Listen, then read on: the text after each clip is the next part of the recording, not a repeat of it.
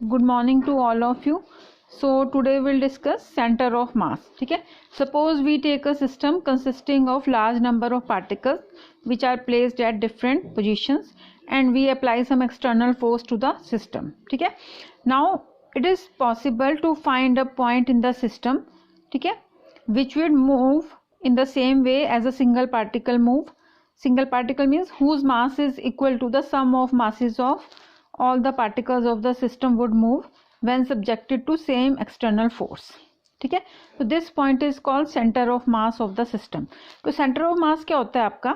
Centre of mass of the system is defined as single point that would move in the same way as the system would move when applied to the same external force that act on the system. ठीक है. तो centre mass study करने के लिए पहले हम एक system लेते हैं, सिस्टम ऑफ टू पार्टिकल्स. ठीक है. एक सिस्टम है जिसमें दो पार्टिकल्स हैं having masses m1 and m2. Their position, ठीक है ना, are position vectors are x1 and x2. ठीक है. Now what will be the centre of mass? Centre of mass will lie somewhere between m1 and m2. ठीक है. तो अब centre of मास हम कैसे निकालेंगे? सेंटर ऑफ मास का मास कितना होगा? m1 plus m2. सपोज हमने इसकी पोजीशन ले ली, ये आपकी सेंटर ऑफ मास की पोजीशन है xcm. ठीक है. तो that is equal to m1 x1. ठीक है, ये मास और इसका position vector x1 plus m2 x2. तो xcm कितना आ जाएगा आपका? m1 x1 plus m2 x2 upon m1 plus m2. ठीक है. अब सपोज वो हमने वन डायमेंशन में लिया था, अब हम टू डायमेंशन में ले रहे हैं, प्लेन में. सपोज दो पार्टिकल्स हैं आपके पास जिनका मास है m1 और m2. इसका पोजीशन वेक्टर्स कार्टेशियन कोऑर्डिनेट्स हैं x1 y1, इसके हैं x2 y2. So this is the position of center of mass and its coordinates are xcm and ycm. ठीक है. और जो इसका पोजीशन वेक्टर है सेंटर ऑफ मास का rcm है, m1 का पोजीशन वेक्टर r1 है और इसका r2 है. ठीक है. Now by definition of centre of मास आपको पता ही है कि इसका मास कितना होगा? m1 plus centre of mass का m1 प्लस m2, इसकी पोजीशन वेक्टर है rcm. So that will be equal to m1 r1 plus m2 r2. तो यहाँ से position vector of centre of mass कितना आ गया?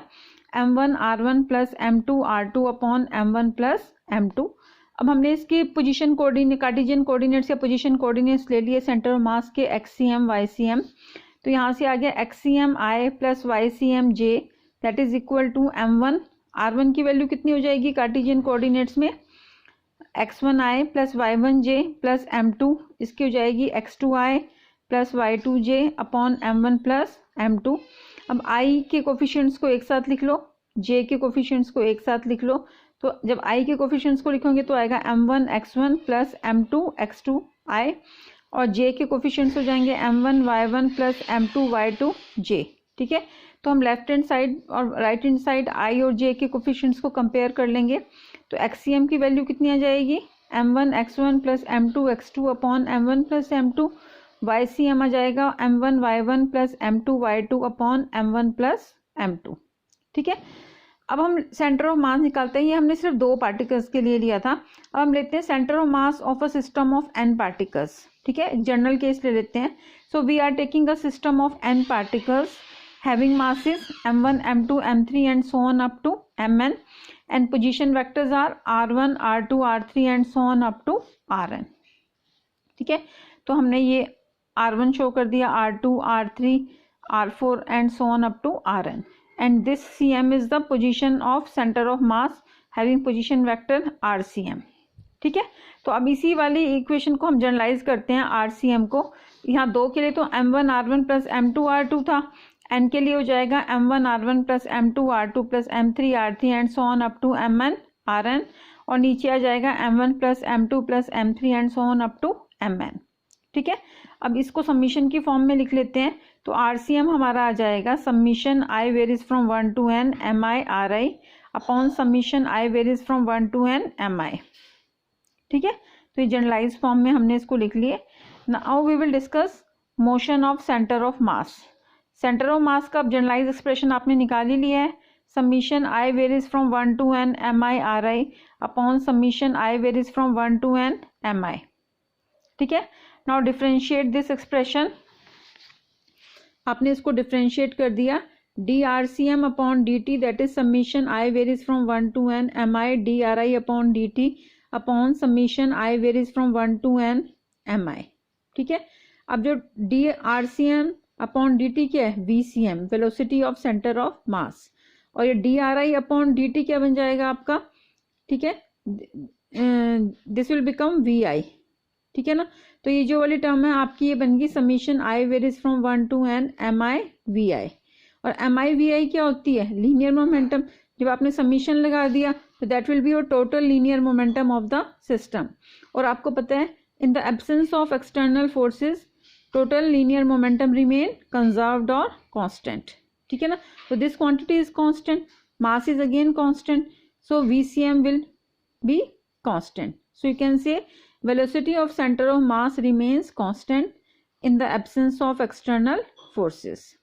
ठीक है, अब आप इसी एक्सप्रेशन को लिख सकते हैं, ये summation I varies from 1 to n mi को लेफ्ट हैंड साइड मल्टीप्लाई कर दो, इसको VCM लिख लो, तो आपका आ जाएगा summation I varies from 1 to n mi into VCM that is summation I varies from 1 to n mi VI।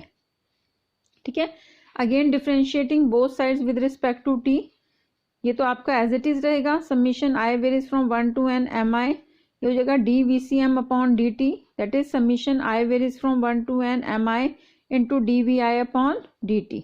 ठीक है, dVCM अपॉन dt क्या हो जाएगा, ACM that is equal to summation I varies from 1 to n mi AI। ठीक है, तो यहाँ से ACM कितना आ गया, summation I varies from 1 to n mi AI upon summation I varies from 1 to n mi। अब mass into acceleration according to Newton's third law of motion that will be Fi। तो summation I varies from 1 to n Fi upon summation I varies from 1 to n mi, this is your total external force on the system. ठीक है, और summation I varies from 1 to n mi will be the total mass of the system. ठीक है, so acceleration of centre of mass that will B total external force of the system divided by total mass of the system. ठीक है, चलो आज इतना ही करते हैं इस टॉपिक को हम। ठीक है, इसके बाद का हम नेक्स्ट लेक्चर में करेंगे। Thank you.